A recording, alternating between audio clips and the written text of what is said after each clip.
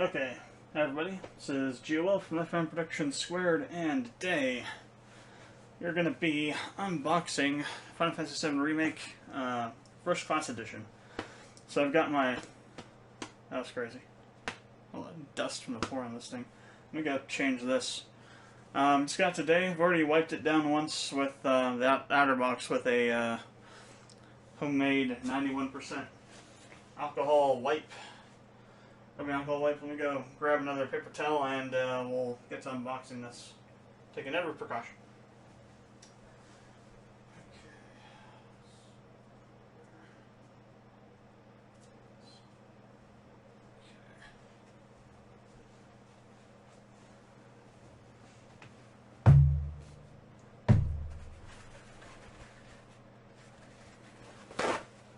Should be enough. That's, no, it's not. This one is. No. Okay. Careful with that. Make sure I didn't just slam my paper towels on top of my Persona 5 disc.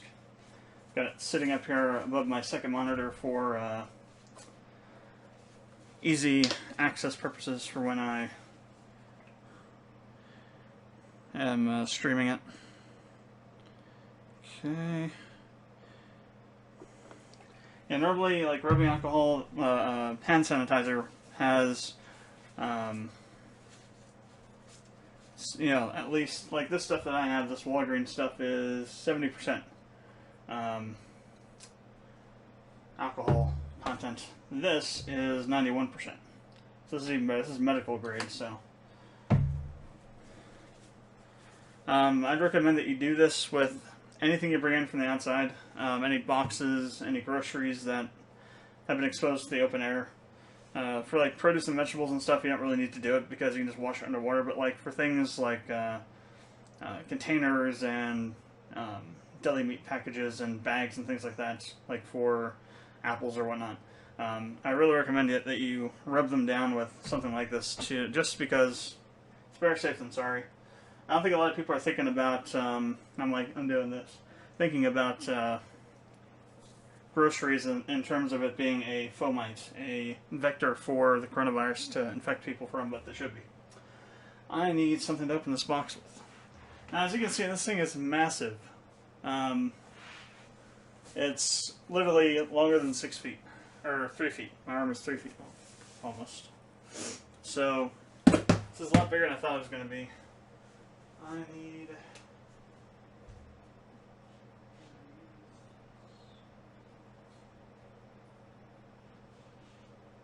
not sure how sharp this is, but we'll go ahead and see. I tried cleaning it off once with some vinegar and it rusted the hell out of it.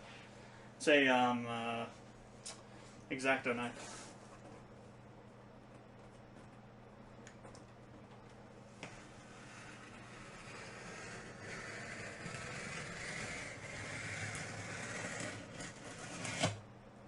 So this came literally a couple minutes ago. It's the first class edition for FF7R. In here is the bike model, as well as the game, and it's basically the deluxe edition with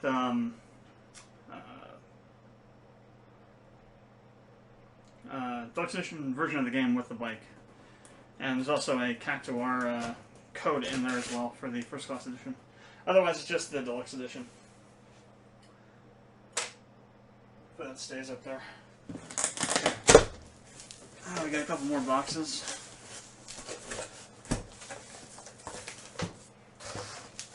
Let's see. Throw this in the trash right now. Well, recycle, I guess, technically. And then I need to do this.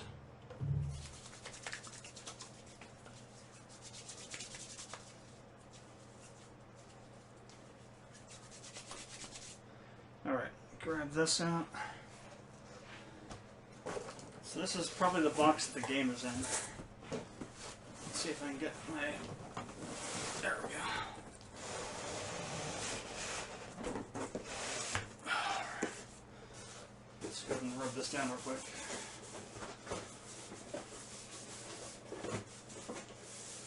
Typically, coronavirus lives on cardboard surfaces for about 24 hours. So maybe the outer box is what needed to be done. This has been sitting in this box in a warehouse for who knows how long. So it's probably internals are probably safe. Just the outer box you really have to do. But I'm being extra cautious. Let's go and open up this first since I already have it. Crap, where's my thing? Okay. So let's see what's in this. Which side is up? I think this side's up.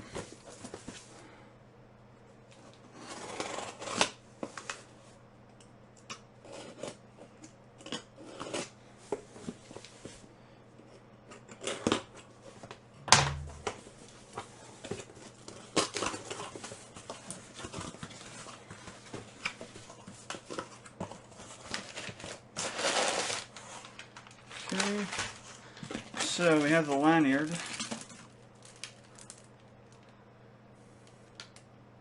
Doesn't have like the thing on it, the Shinra like employee card on it, but still the lanyard. And then the deluxe version of the game.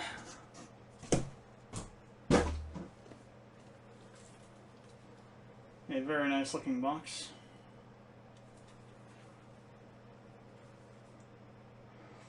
And yeah, here's our confirmation. Timed exclusive. Let's see if I can get in there for you to see. Camera. Timed exclusive until 4/10/2021. Right here. Over here. So, there is hope for you Xbox and PC players that want to play it there on your chosen consoles, but you'll have to wait a year.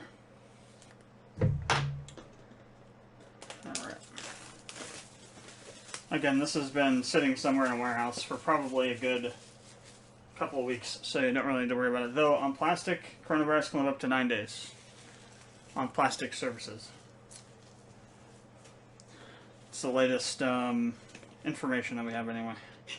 So let's get this open. Oh, look at the back. The back's actually kind of, got some like hologram. You can't really see it too well because there's no light. But there's, like holographic outlines around a lot of this. I actually kind of can see it. This is kind of really crappy on this camera. You know what? I think I still have my camera set to a lower resolution from another. Because I brought this over from a different scene. Video output. Aha. This is gonna suck though, because then I gotta change you back down to that. Apply. Okay. Okay, that's as high as the resolution's going to go.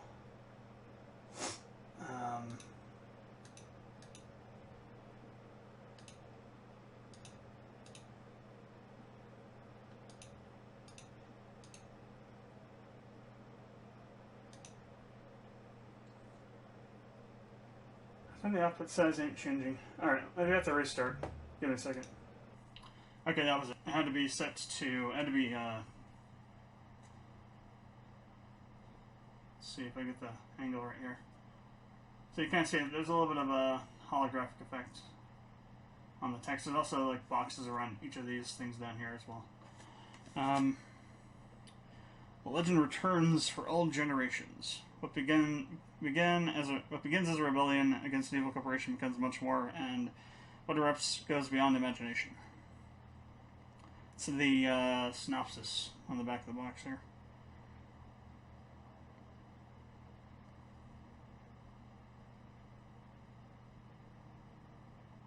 Okay, no, not yet.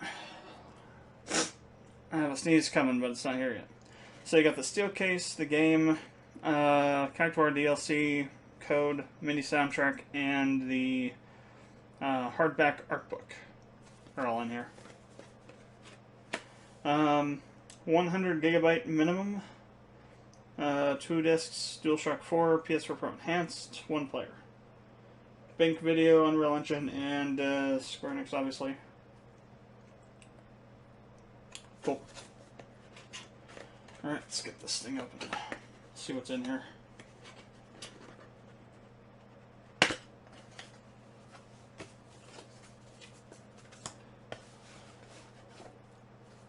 Okay. So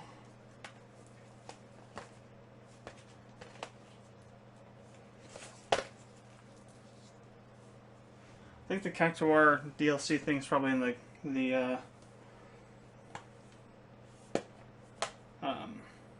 game case. So here's a steelbook, Sephiroth on the front. Here's the inside of it. The discs are in the actual game case. They don't come in this. You have to put them in there after if you want to.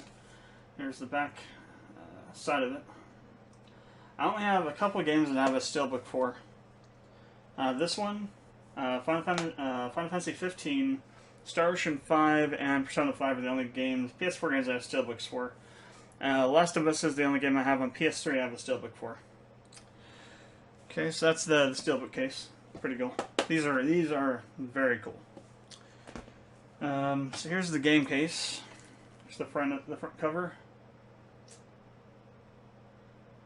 Here's the back.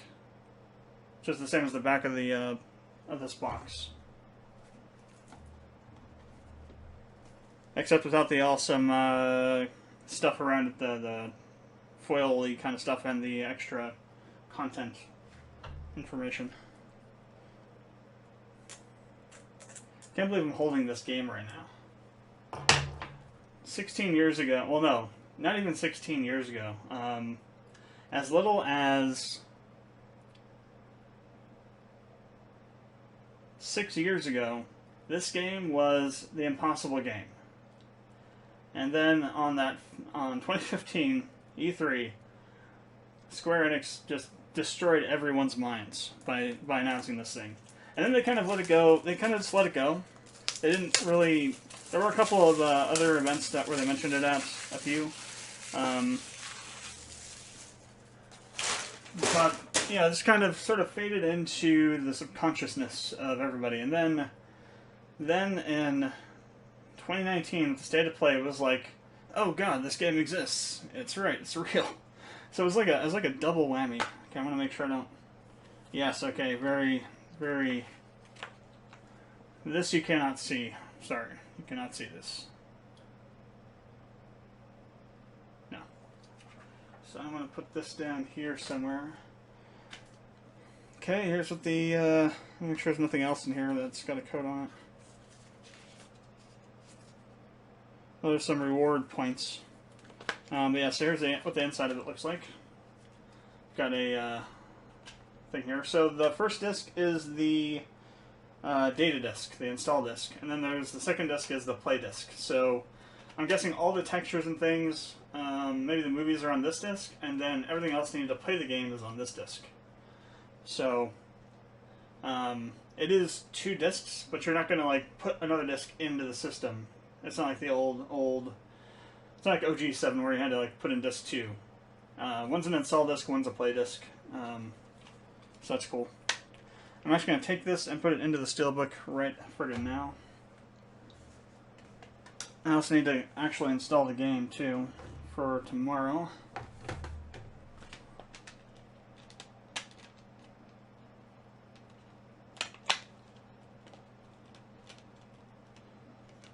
Trying to handle this thing with extreme care.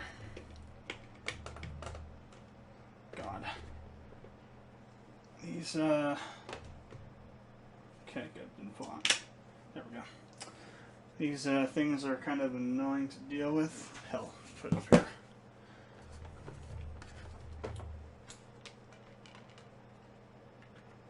Oh wow, the second disc is actually already kind of out. Oh, maybe it was because when I pushed down, I pushed in on both of them, I think. Okay. Disc 2 safely inside of the steelbook.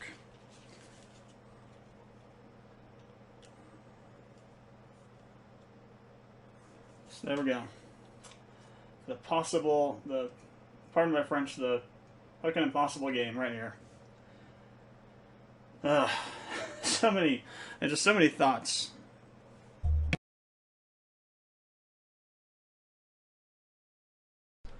Flowing through my mind at the moment. Just holding this thing. It's like, I guess it's like an impossible dream. It's an impossible game. The game that would never be made. Because Square Enix would never take the risk of making this game.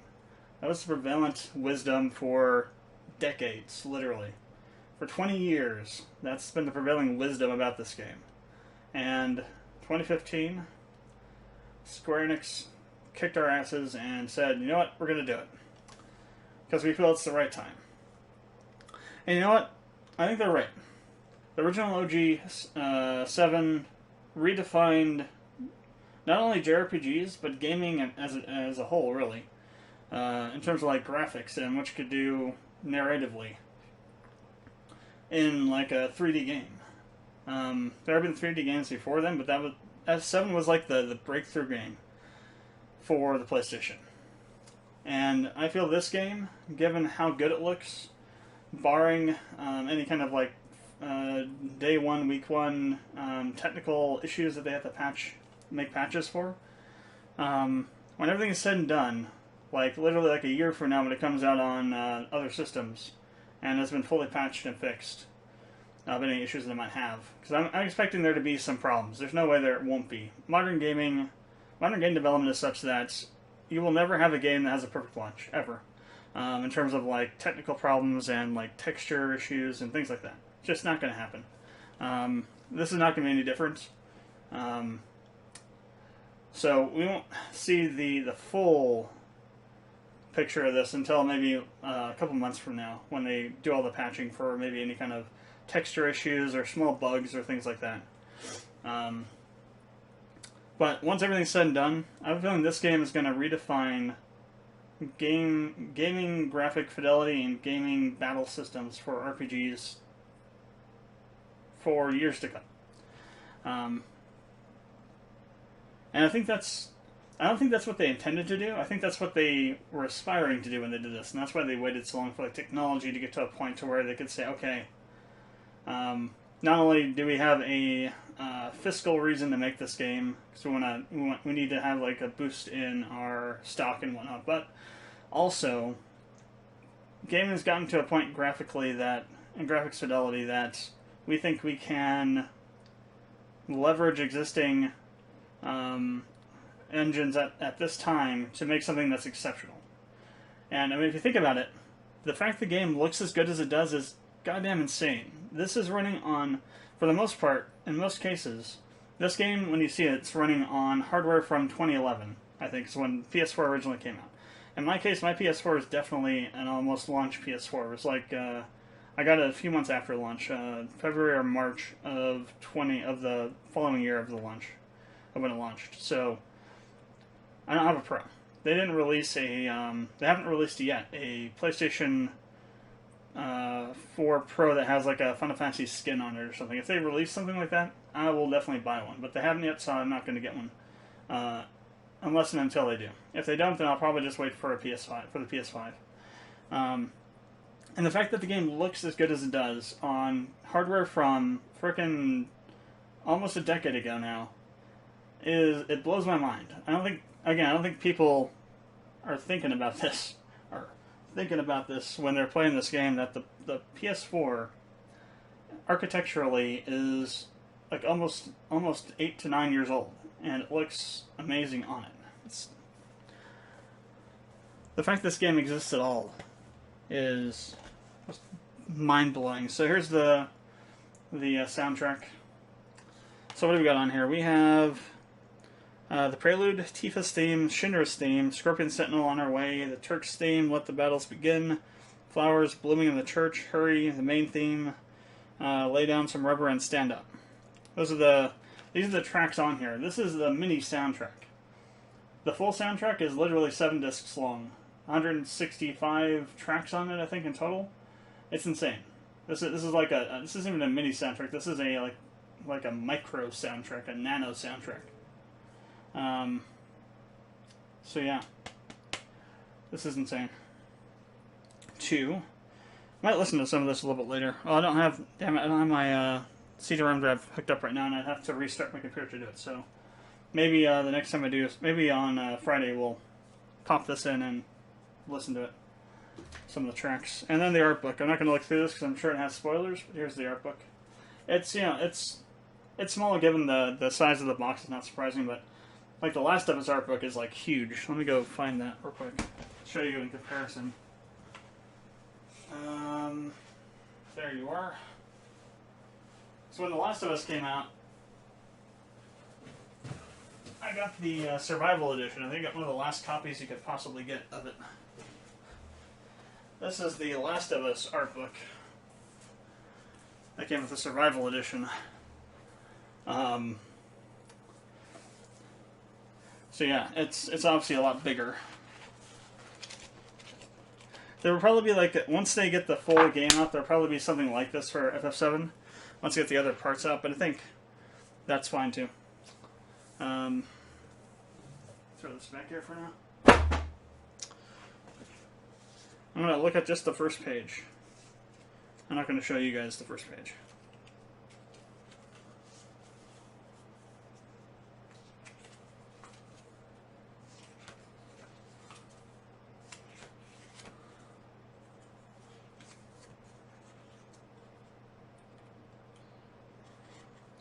Oh, they've got both Japanese and English in here. Interesting. Alright, so that's everything that's in this one box here. Sure, don't reveal my Cactuar code to anybody.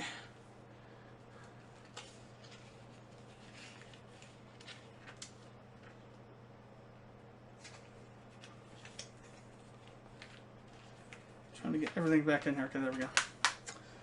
Alright, soundtrack. And now for the piece de resistance. The reason this box is so goddamn huge, the friggin' bike and Cloud figure. This is actually two Play Arts Kai figures in one, 2 in 1. It's Cloud's statue, and then it's the bike statue. I saw Max up in this last night, and it's bloody huge. It was way larger than I thought it was going to be. So let's open here. Okay.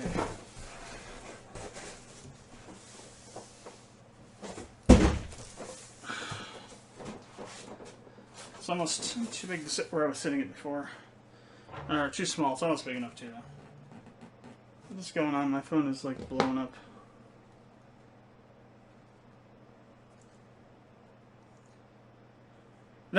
Max. For sure, don't want to go to the YouTube homepage in any way today at all. My God.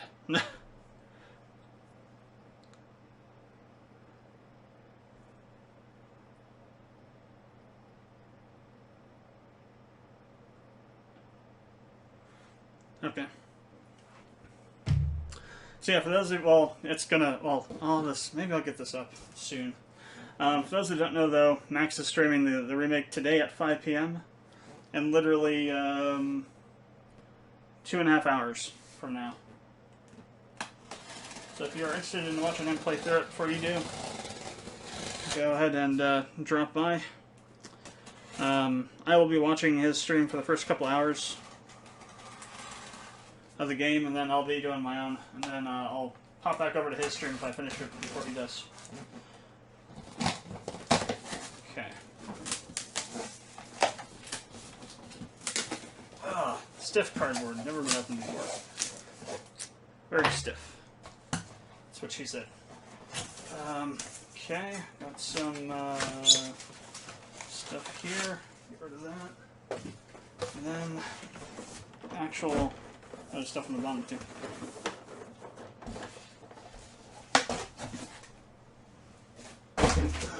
And here it is, the box with the bike and Cloud figure in it. It's very, very plain. There's no other markings anywhere on it, except for the back, really. No other branding anywhere. Let's show this side. Nothing anywhere else. Let's go and get this open. It's actually this is my first friggin' Play Arts model. I don't normally go for this stuff, but this is a special occasion.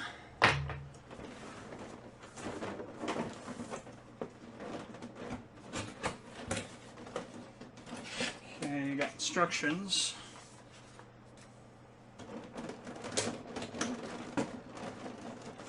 Am I opening this upside down? I don't think I am, but it could be.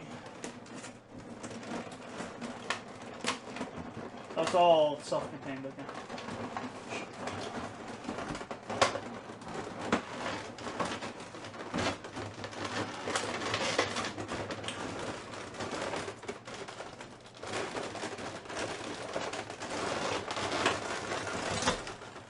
Okay.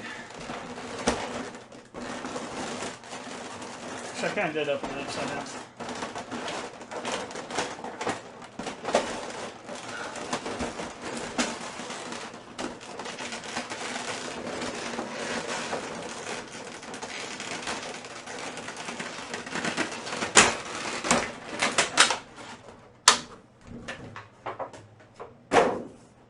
Wow.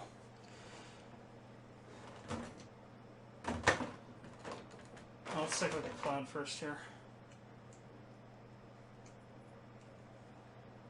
Got some pretty good detail on this, actually. See how close I can get in here.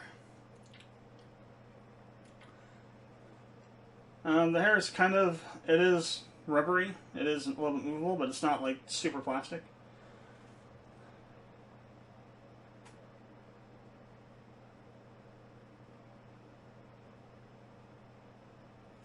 There's the reverse side of Corrado.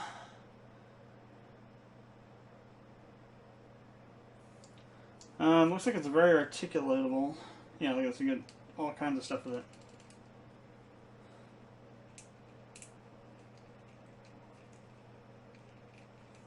Look at the range of motion on this thing.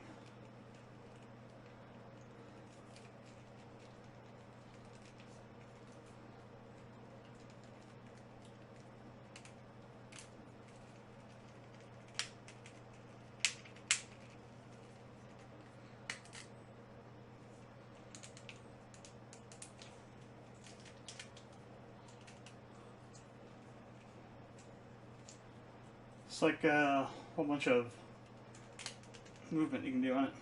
The joints are a little bit stiff. That's good. It should kind of be stiff.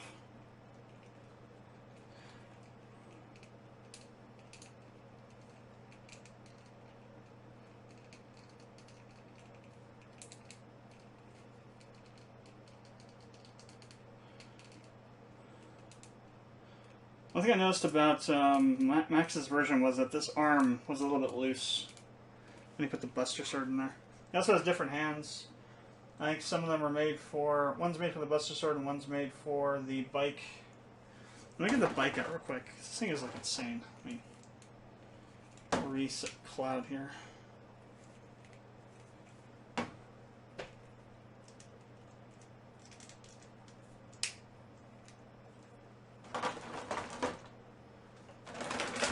Crazy. It is insane. It's heavy.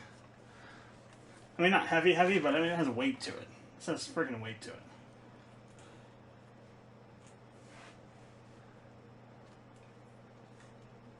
I mean, it's easily a couple pounds. Easily. The wheels move. The wheels actually also articulate themselves, so you can, like, you know, put them at different angles. Yeah, the actual, it actually will, everything moves. Not everything, but the wheels move, all the wheels move.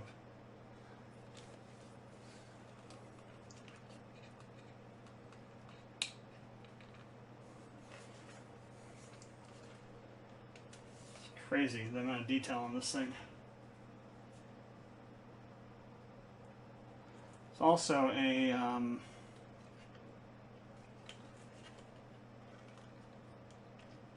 display that pops up in the front there. This is insane. I'm not going to put together or put cloud on it right now. Max did that last night. It took him like an hour. But what was funny about that is he had like 16,000 people watching him build this thing. It's pretty crazy. It's a kickstand on the bottom down here.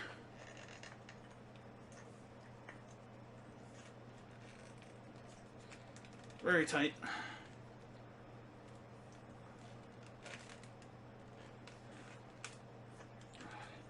This is crazy. Absolutely insane. Worth it. Definitely worth it.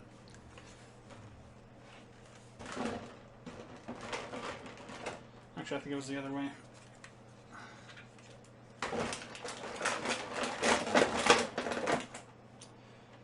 There are some pretty small pieces. Like I was saying, Cloud has 8 hands, 4 sets of 2 pairs. I think all of them can hold the Buster Sword, but only one of them, maybe 2 of them. I think just these 2 are designed for him being on the bike. Just these 2. The other ones are for him with just being in the stand. Oh, there's the Buster Sword. Get that in.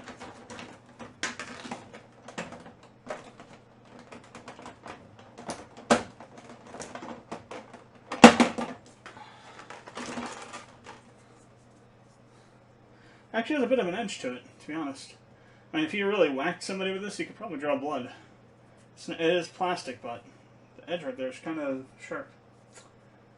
Buster Sword.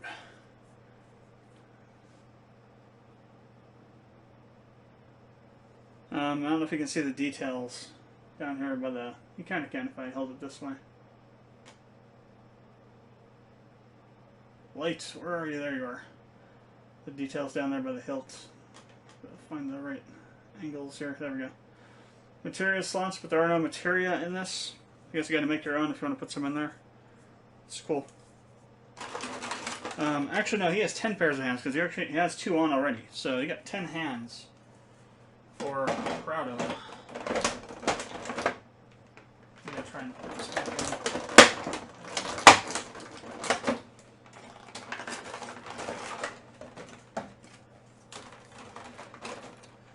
Crazy. Absolutely crazy. I'm going to go set this over here somewhere for the moment. Top of the empty husks of my computers. Ow. Plastic is indeed sharp. Should be fine right there.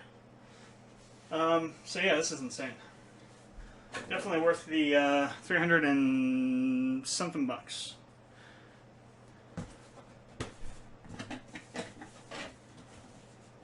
So I might want to keep the box if I ever have to disassemble it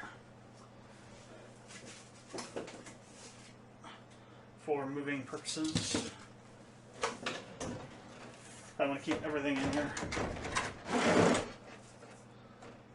Well, that was going to work until these got in the way. Actually, these don't even go to this. Let's go over there.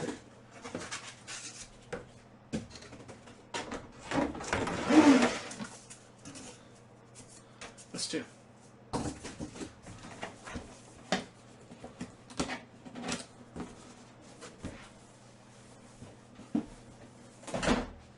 And that's it. That's all there is in that box. So as I was saying before, it's because we gotta be hyper aware of this shit now. Tomorrow, not today, but tomorrow, I'll be streaming FS7 Remake, probably around 3:30 p.m. You know what? Scratch that. Let's make it 2 o'clock p.m., 2 p.m. And I'll be streaming for about 8 hours, maybe 9 or 10. We'll go till midnight. From that to midnight, and then maybe a little bit more, depending on what I want to do. Then the following day, I'll do streaming at the usual Persona 5 time. So that's like around, probably around the same time, 2 to 3. And then we'll do another 4 or 5 hours stream as normal then. I'll do a 2 to 3 hour stream on Sunday, and then on Tuesday we'll do another stream for FS7R, and then on Friday we'll do another one, and that'll continue on the normal days I do streaming for FS7R until we finish it. Other days, like on Mondays, I'll still be doing Legend of Emilar, and on Wednesdays or Thursdays, probably Wednesdays, I'll be doing the Half-Life Legacy streams. So that's the schedule from now until I finish the remake. So, thanks for watching the video. Comments and questions, leave them below. Should probably put these over there with that. Oh, where'd you go? I gotta find this. This over there too. That fared better. Appreciate it if you subscribe to the channel. I will see you tomorrow. I will have a update to the stream tomorrow. Going to be making a new overlay, or putting together an overlay today. Not a really impressive one, but just something a little extra. And I'm actually also fixing up the alerts too. I now have a follower alert tone, alert audio, so although people follow me, I know who you are. So I'm always missing you on my stream. So, see you tomorrow at 2 o'clock, and we will geek-gasm together.